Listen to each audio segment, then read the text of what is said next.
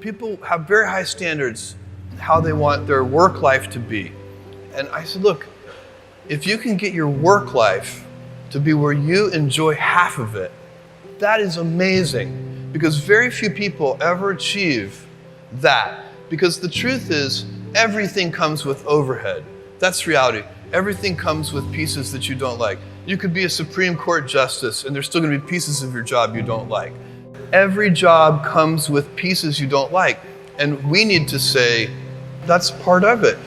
You have to figure out how to set up your life in such a way that you can minimize the things. And I find people don't dislike hard work.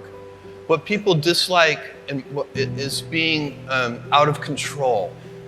Like they can't control their life, they can't control their environment. This happens to me when I get overscheduled. I hate being overscheduled. I want some time to be able to think and free myself.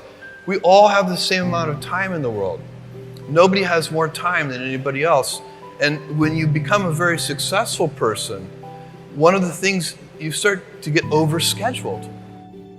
So a young person starting their career, I think there are probably a lot of things. Some of them are very well known and people have heard them many times, they're still true. One of those that you should always focus on, a young person should find something that they're passionate about to do. And that's not gonna surprise anyone. It's a clear thing to do. It's very hard. If you don't love your work, you're never gonna be great at it. The other thing I would suggest to any young person, even before they start their career, is to really think about their choices. Because I find young people, and when I was young, I made this mistake too.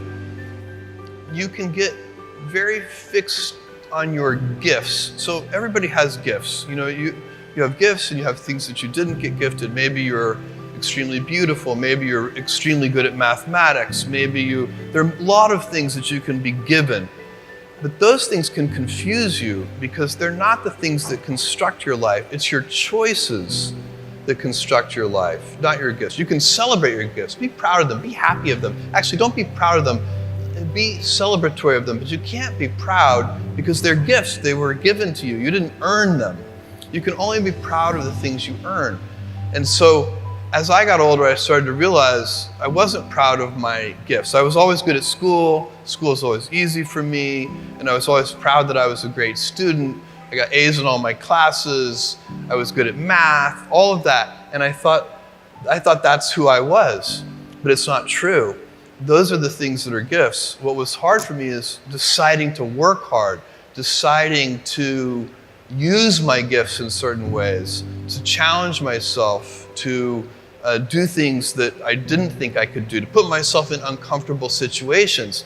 We all I would say to a young person, you can choose a life of ease and comfort, or you can choose a life of service and adventure.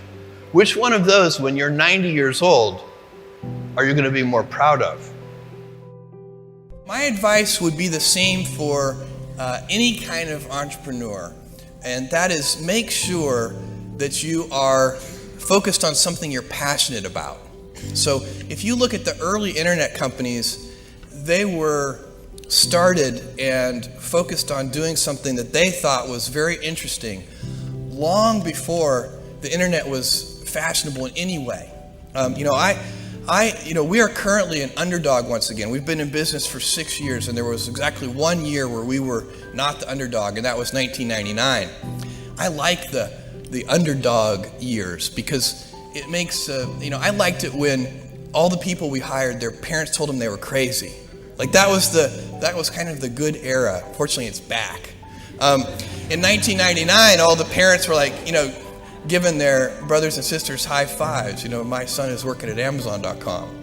So that's a very, you can't follow the fashion when you're trying to do a startup company, or I think really anything in life. But you have to, as an entrepreneur, if you're gonna build a company, pick something you think is interesting that has the intersection of genuinely creating real customer value, and then just stay right there and let the wave catch you.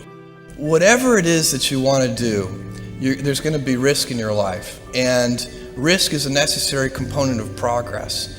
You can make any pioneering movements in the world of any kind, whether they be the geographical, physical exploration that I've just been talking about, or whether it be a more cerebral exploration of a scientific field. Or I bet you could ask that question of every speaker here, and I bet that every speaker here has taken substantial risks, whether it be intellectual or otherwise, to achieve what they've done.